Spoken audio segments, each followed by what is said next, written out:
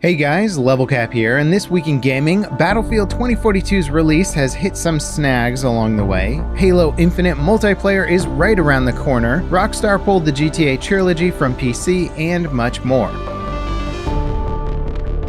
It's launch week for Battlefield 2042, and unfortunately for DICE, it hasn't gone super smoothly. Server issues have been preventing early access players from joining matches. This is also eating into the 10-hour trial period for EA Play subscribers, causing a ton of frustration in the community. Xbox users have been reporting crashes from just playing the game. It currently seems like the issue is only affecting some Xbox Series X users that can play one game at a time or less before the console crashes and then sends them back to their console's dashboard. General performance on PC has also been problematic. There's also a bug with spawn points putting you outside of the map zone, giving you 10 seconds to rush inbounds before you die. And while the launch day experience certainly isn't all that bad, many people are hoping for some of these issues to be cleared up before the full launch week. There's rumors that a big day one patch will debut with the full release on the 19th, but we haven't seen official confirmation of that yet. Now, to take a step back, launch server issues are expected for most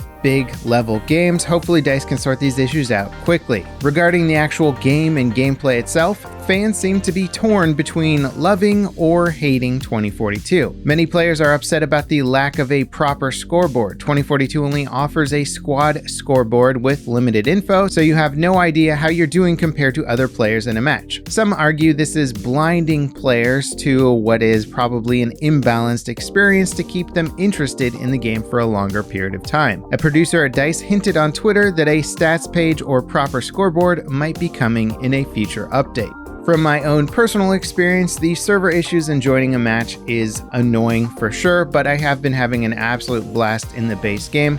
I definitely think it has legs for the future, but it's certainly not without its issues. For a more detailed first impressions, be sure to check out my first impressions video that I launched a few days ago. Rockstar's Grand Theft Auto Trilogy, the definitive edition, was temporarily pulled from sale on PC. The developers released a statement that games were removed from the Rockstar game launcher while the devs work on removing files unintentionally included in the launch build. The Rockstar Games launcher was under maintenance for several hours after launch as well, preventing players that purchased the game before it was pulled from playing it. Overall, the remasters have been pretty poorly received, especially on PC, due to their subpar improvements to the original games. Character models vary from fine to terrible looking across all titles. Many graphical effects like distance, fog, and rain are either broken, missing, or done so poorly that it's hard to tell if they look that way on purpose. According to some leaks, Microsoft are looking to launch the multiplayer version of Halo Infinite on November 15th to coincide with the 20-year anniversary of Halo Combat Evolved. Microsoft are hosting a special celebration on that day, so it's possible that they'll use it as an opportunity to make a surprise announcement or flat out release the game in some capacity.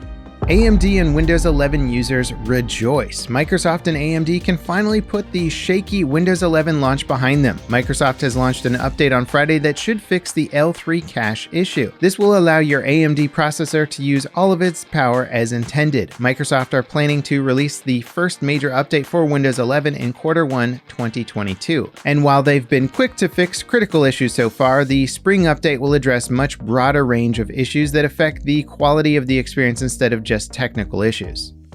Apex Legends' new map, Stormpoint, is set to get some fixes. It was introduced with the latest season launch update, and player feedback has been, well, mixed. So much so that the principal level designer Rodney Reese promised fans some reworks are coming. The reworks will target game-ending circles, fix some bugs, and flesh out cover in certain areas. As for a timeline, Reese mentioned that the rework will come long before the season is over.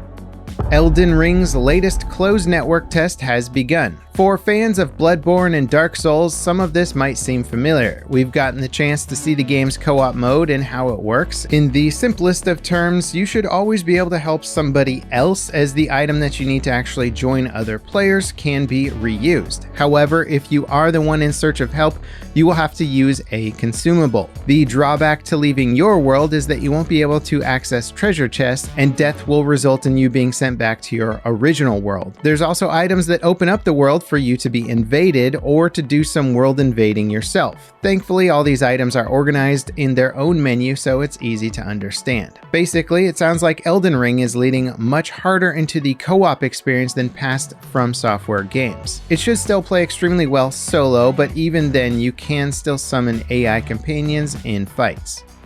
Xbox Series consoles and the PlayStation 5 have both celebrated their first year anniversary this week. If you are one of the lucky ones to have gotten one of the newest generation consoles, then feel ready to feel even a bit more lucky. It seems that Sony has had to cut back their plans for 16 million units to around 15 million units due to what seems to be shortages caused by the global pandemic. However, in a PlayStation blog spot, Jim Ryan, president of Sony Interactive Entertainment, thanked everyone for their continued patience and ensured that Sony is doing everything they can to try and meet the demand for their flagship console. Also in that blog post, we found out that Fortnite, Call of Duty, and FIFA were the 3 most played PlayStation games within that past year. Riot Games' new Netflix series Arcane debuted this week on Netflix and already reached its first milestone, reaching the top spot on the global rankings for Netflix shows. Arcane follows the backstory of 2 League of Legends' most iconic characters, Vi and Jinx. The series is set to have 3 acts, with the first 2 being available now on Netflix worldwide, and the 3rd act debuting next week will round out the series' first season. Reviews have generally been very positive, which is a pretty rare thing when it comes to video game adaptations into TV shows and movies. It's also kicking off crossovers for a variety of games like Valorant, Fortnite, and Among Us. Forza Horizon 5 is shaping up to be one of the biggest games of the year. It shot past 6 million total players with its full release this week. Reviews have been glowing across the board, and it's one of the better looking games released so far for current gen consoles. PC players have also found a way to enable the Vista Mode ray tracing option in actual gameplay. Vista Mode is a photo mode intended to showcase your cars in the best possible graphics settings. Ray tracing is exclusively available in this mode, but modders have already released tools that unlock ray tracing across the entire game in all modes. It's unclear if this will persuade the devs to unlock ray tracing support officially. Performance with ray tracing in regular modes is heavy enough that it basically requires a high-end NVIDIA GPU to get playable frame rates and avoid input lag.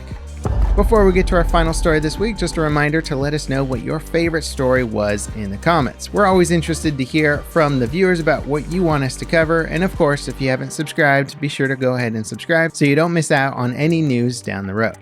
With Black Friday just around the corner, we've seen some leaks about the PlayStation sales that will occur during the sales event. It seems like popular games such as Ratchet & Clank, Death Stranding Director's Cut, and Ghost of Tsushima are some of the games set to headline. Be sure to keep an eye out on online retailers such as Amazon that have been running a buy 2 for 1 sale on certain brand new games. And that wraps it up for this week in gaming. As always, guys, thank you so much for watching. I have been and will continue to be streaming Battlefield 2042, working up to a full review for that game. I don't know when I'll launch that, maybe a week or 2 down the road. It depends how long it takes me to progress to what I consider endgame content. Again, thanks for watching, and I'll see you guys next time. This is Level Cap, signing off.